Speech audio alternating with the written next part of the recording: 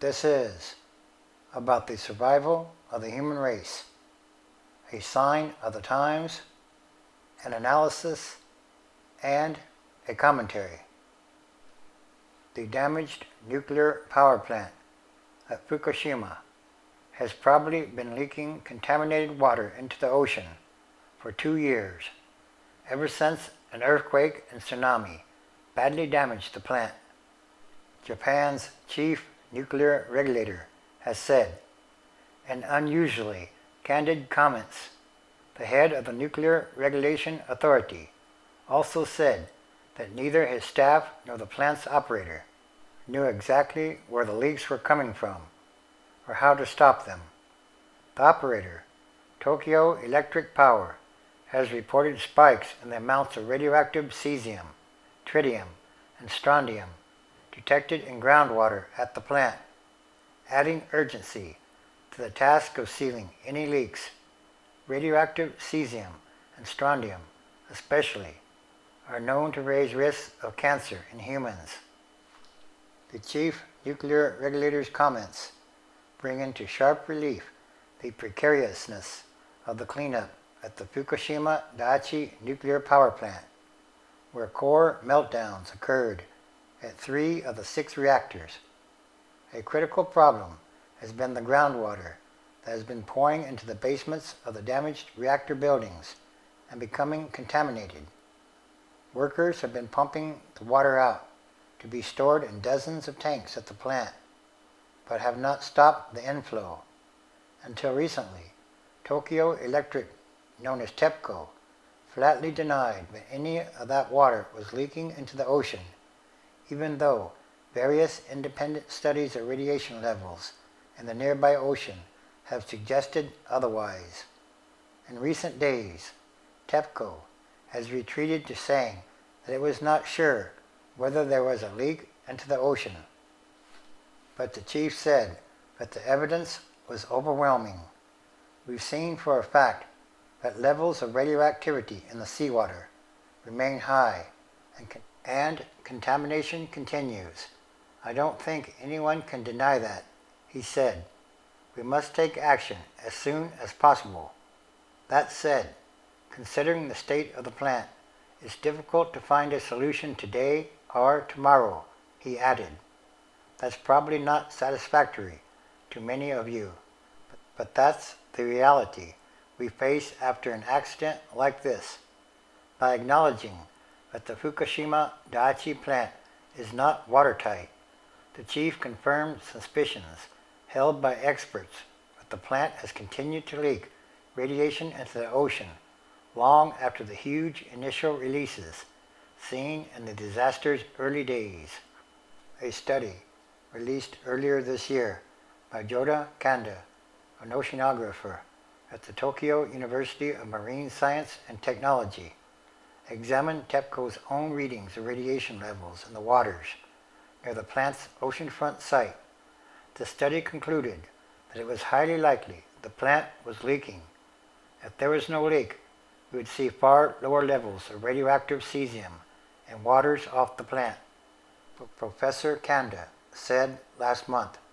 He said that natural tidal flushing of the water in the plant's harbor should have dispersed the initially released radioactivity by now, with a far more rapid drop in radiation levels than had been detected. This suggests that water might be leaking out from the plant through damaged pipes or drains or other routes TEPCO doesn't know about, he said. We need to find out where exactly these leaks are and plug them. Unexplained spikes since May in cesium levels detected in groundwater, coupled with higher strontium and tritium readings offshore, have added to the urgency. TEPCO said that it was not sure that any contaminated water was reaching the ocean. It has said in the past that the stricken plant was now having no significant impact on the marine environment. We can't say anything for sure, a TEPCO spokesman said. But we aren't just sitting back. We are first analyzing why there have been high radiation measurements in recent weeks. In other words, the Fukushima nuclear power plant is most likely still leaking radiation into the groundwater and the ocean. The struggle to seal the plant has raised questions about the government's push to restart Japan's other nuclear power stations, which were shut down in the wake of the Fukushima disaster. Some critics have said that the work of certifying and reopening other plants will distract from the cleanup at Fukushima. To allay public fears, the government has promised that restarts will be authorized only for reactors that pass rigid new standards that took effect this month. 4 utilities across Japan have applied to restart a total of 10 reactors, applications that must now be assessed by the nuclear regulator with a staff of just 80 people. Tokyo Electric has said that it intends to apply to restart 2 of the 7 reactors at a power plant on the coast of the Sea of Japan. That workload may leave the agency with few resources to devote to monitoring the messy cleanup at Fukushima. TEPCO has taken some measures in the hope of keeping contaminated groundwater away from the sea, including fortifying an underwater wall that runs along much of the shoreline at the plant site.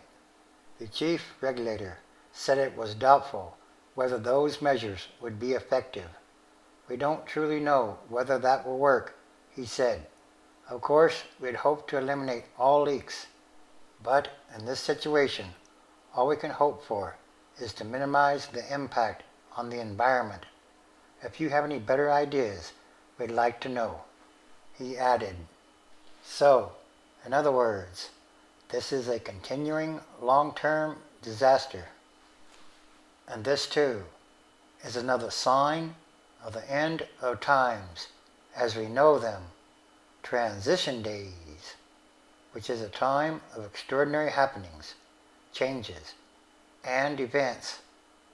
Because, again, it's about what kind of world are we leaving to the future generations?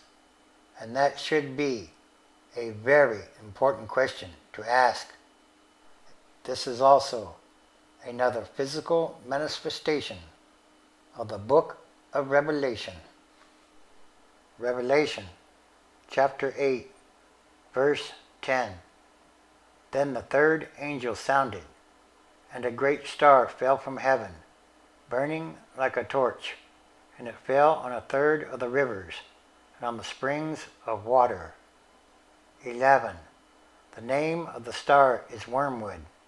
A third of the waters became wormwood, and many humans died from the water, because it was made bitter. 12.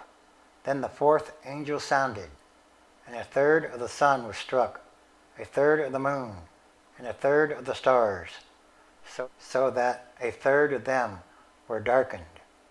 A third of the day did not shine, and likewise the night. 13. And I looked, and I heard an angel flying from the midst of heaven, saying with a loud voice, "Woe, woe, woe to the inhabitants of the earth, because of the remaining blasts of the trumpet of the 3 angels who are about to sound." Yes, it's time for the manifestation of these prophecies.